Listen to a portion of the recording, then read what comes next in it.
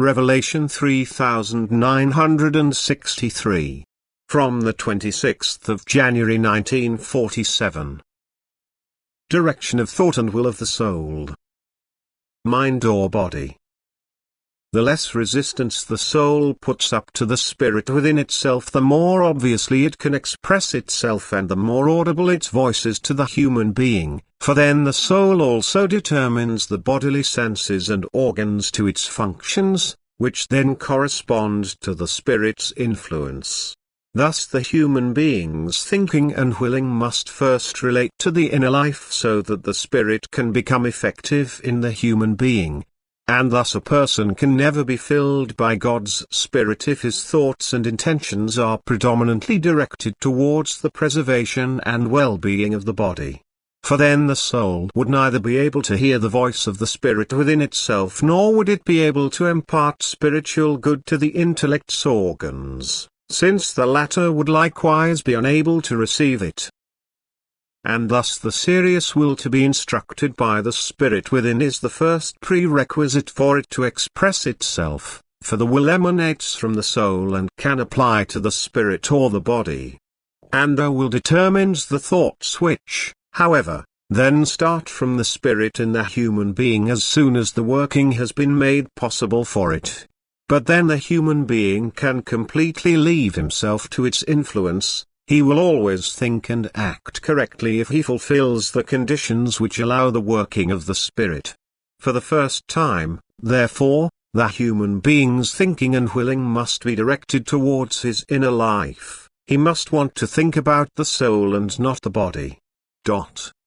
Furthermore, he must be aware of the fact that he has to fulfill a task on earth. He must be aware that he has to make the divine commandment of love the guiding principle of his way of life in order to fulfill God's will. Furthermore, he must desire purest truth and inwardly search for it. He must listen inwardly to what God, as the giver of truth, conveys to him through his Spirit. He must ask for his loving instruction, otherwise God's most precious gift will be withheld from him because he does not appreciate it accordingly. And thus the soul must constantly work on itself, that is, completely adapt its thinking, feeling and willing to God's will, and thus shape itself into a receptacle for the Divine Spirit, which can then work in it without restriction. The process itself is a transmission of strength from the spiritual kingdom, that is, God Himself directs His emanation into the heart of the human being, who therefore now harbors divinity within himself, which must appear in the form of knowledge, of deepest wisdom, thus of light fullest realization. The state of knowledge is already in alignment with the eternal deity, who is pure light and strength in himself. People in whom the Divine Spirit can work will always be surrounded by light, yet only recognizable to those who are able to see spiritually, while the physical eye perceives nothing special. Only from the external effects, from the increased knowledge, can the human being conclude to divine spiritual working.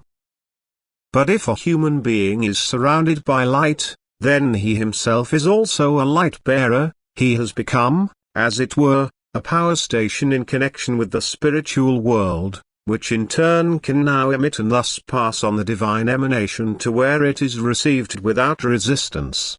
Every transmission of power and light requires the willingness of the receiver. The least resistance, however, prevents it, but resistance is countered by thinking and wanting.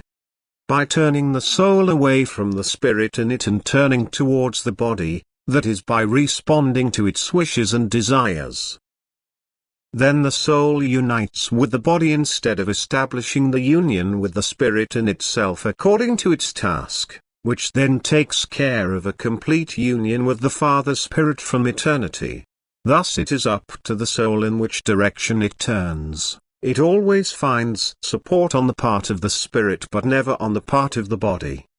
The latter constantly demands, while the latter gives and demands as the only consideration the giving up of resistance in order to be able to work unhindered, that is, to bring its influence on the soul fully to bear. If the soul, with the help of the Spirit, also succeeds in making the body inclined to its wishes, then the spiritualization of the body is also guaranteed, that is, its material substances also enter the state which allows light to pass through, all resistance is given up, and the result is that the soul hears the Spirit's voice within itself in all clarity and can also render it audibly to the bodily ear, that the human being thus hears the divine voice sounding within himself and stands in brightest light, that is, filled with profoundest knowledge. That is filled with the deepest knowledge, because God's strength of love flows through him in all fullness, because the unification of the Spirit in the human being with the Father's Spirit has taken place from eternity, and the soul has matured and can enter the spiritual kingdom as a being of light to unimagined bliss. Amen.